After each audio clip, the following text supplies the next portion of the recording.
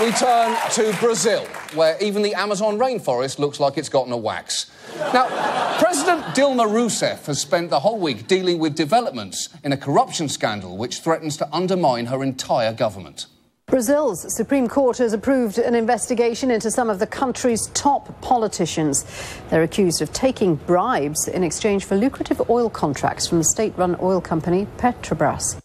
Now, when they say taking bribes, this isn't your standard $5,000 in an envelope left under a bench, because Brazil's largest construction and engineering firms allegedly paid at least $800 million in bribes and other funds to secure contracts. $800 million!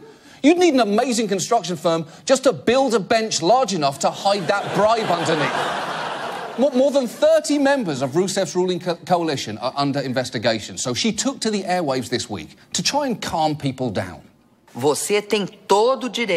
You have every right to get irritated and be worried, but I ask for patience and understanding because this situation is transitory. Is it? How is it transitory? Because unless you're about to flash the entire country with one of those memory-erasing sticks from Men in Black, I don't think people are going to forget about this.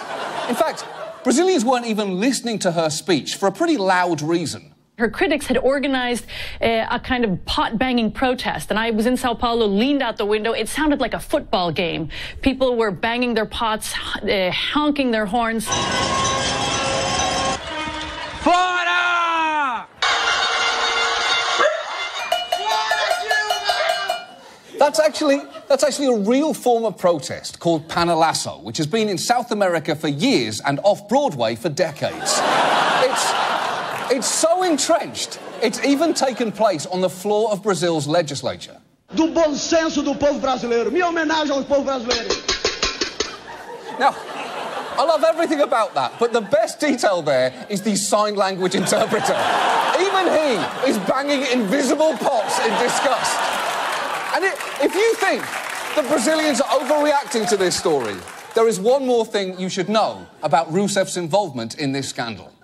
President Rousseff chaired the board of Petrobras for 7 years when much of the corruption is believed to have taken place. She's been cleared of any involvement in the scheme. How has she been cleared? She chaired the board of Petrobras while the bribes were... There's only one way to handle this.